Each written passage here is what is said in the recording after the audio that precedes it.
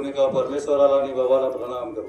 भगवान बाबा हनुमान जी को प्रणाम. महान त्यागी बाबा जमदेव जी को प्रणाम. परमात्मा नमस्कार. भगवत प्राप्तिकरिता निष्काम कर्मयोग परमपूज्य परमात्मा ठेवक मंडळ वर्धमान नगर नागपूरच्या वतीने बाबांच्या आदेशानुसार श्रीमाननीय गीतारामजी मेश्राम यांच्या निवासस्थानी नुकतेच नवे यवन पार पडले आणि त्यानिमित्त एका भगवंताची या ठिकाणी चर्चा बैठक सुरू आहे. या बैठकीमध्ये स्वयं भगवान बाबा हनुमानजी उपस्थित आहेत. भगवंताला माझा प्रणाम. त्याचप्रमाणे मानव धर्माचे संस्थापक आम्हा सर्वांचे सद्गुरू महान त्यागी बाबा जिंदेजी उपस्थित आहेत. भगवानला माझा प्रणाम. त्याचप्रमाणे वाराणसी या जिंदेजी डुबरीकर या सुद्धा उपस्थित आहेत. आईंना माझा प्रणाम. आजच्या चर्चा बैठकीचे अध्यक्ष श्रीमाननीय डोमाजी लांजेवार मार्गदर्शक लाखणी आणि सापोली शाखेचे उपाध्यक्ष यांना माझा नमस्कार. त्याचप्रमाणे वगैरे साहेब मार्गदर्शक लाकोरी यांना माझा नमस्कार. त्याचप्रमाणे हटवार साहेब मार्गदर्शक निलागोंदी यांना माझा नमस्कार. त्याचप्रमाणे लक्ष्मणजी लांजेवार मार्गदर्शक कनेरी यांना सुद्धा माझा नमस्कार. त्याचप्रमाणे वनमोडेजी मार्गदर्शक मचारणा यांना सुद्धा माझा नमस्कार. आणि ज्येष्ठ सेवक आणि सापोली शाखेचे संचालक मोहनभाऊ डोंगळे यांना सुद्धा माझा नमस्कार. त्याचप्रमाणे राजेश भाऊ सार्वे ज्येष्ठ सेवक आणि संचालक शाखा भंडारा यांना सुद्धा माझा नमस्कार. आणि सूत्रसंचालन करणारे झलके भाऊ यांना सुद्धा माझा नमस्कार. उपस्थित सेवक सेविका बाल गोपाल सर्वांना माझा नमस्कार. पहा बंधूंनो, सेवकाची सोडवणूक कशी होते आणि सेवक सेवकालाच कसा फसवते. एक आमची बहीण भुगा मेंढ्याला आहे आणि तिचे मामे याचेच आहेत मोगऱ्याचे. आपला धनराज मेश्राम वगैरे वडकथा होता.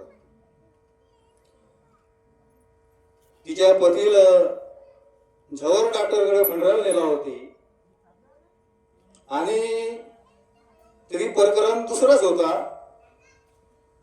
लंबी कहाणी थोडक्यात सांगतो. तर त्या दवाखान्यामध्येच दोन्ही हात आणि दोनही पाय पलकाला सर बांधून ठेवला होती. प्रकरण दुसरा होता जो दवाखान्याला काही करू शकत नव्हता. आम्ही एक दिवस भंडाऱ्याला गेला जवळच्या दवाखान्यात आणि पाहिला तर तो असा म्हणजे त्या सैतानाच्या भरमी तो असा फरफडत होता का त्याच्या हाताचे पायाचे चमडे निघून गेले होते. मग आता ते विचार केला आम्ही का याची यातून सुट्टी करा आणि गावाला घेऊन जा. आता तिला गावाला नेला भुवा मेंढ्याला.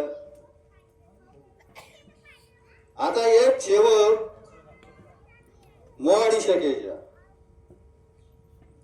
ते त्याच्याकडे गेले. तिच्या म्हणजे सक्का भाषेमध्ये असे असा प्रकरण आहे. आम्हाला मार्गदर्शकाचे किंवा तुम्ही आम्हाला काहीतरी मार्गदर्शन थोडसा करा. आता पहा त्या सेवकाने कोण गेलं टिमकीच्या सेवकाकडे. कोणच्या होतो पालांदूरच्या. त्याला तिथून नेलं आणि त्याने काय सांगितलं काय नाही माहित नाही. आणि त्याने मळसा म्हणलं म्हणजे का घरी जा आणि ज्योत पेटवा. आता 8 दिवस झाले त्याने ज्योत पेटवला. त्याच्या प्रकृतीमध्ये काहीच फरक पडला नाही. आता एक दिवस फोन केलं भाऊ म्हणे अशी अशी गोष्ट आहे. तर ठीक आहे म्हणलो मी माझ्या काकासोबत मेढ्याला आम्ही येतो. आता आम्ही गेला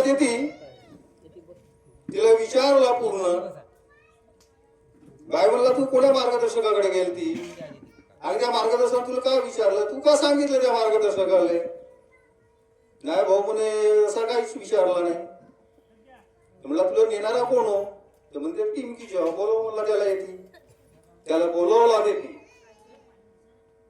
गाव म्हणला तुम्ही या बाईला नेल्या, काही हरकत नाही, टिंकीच्या राहो की मोवाळीच्या राहो किंवा नागपूरशाखेच्या राहो, काही फरक नाही.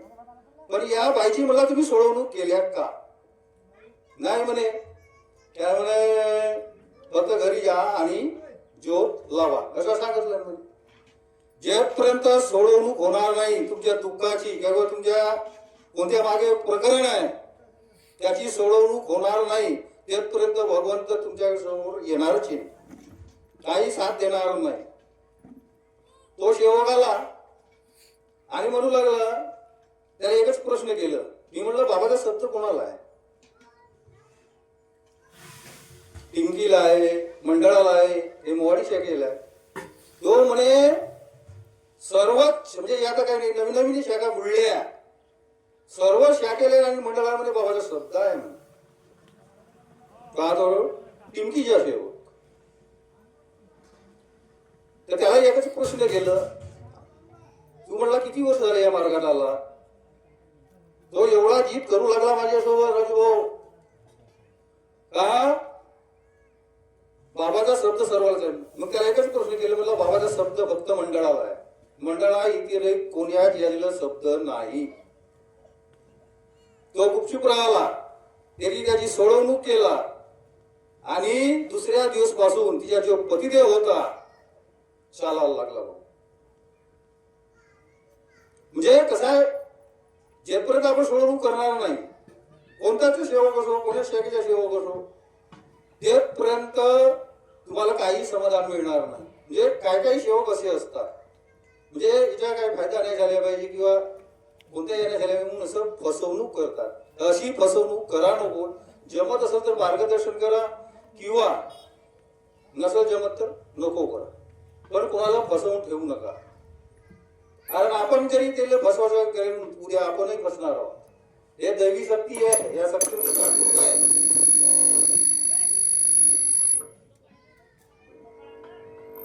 म्हणून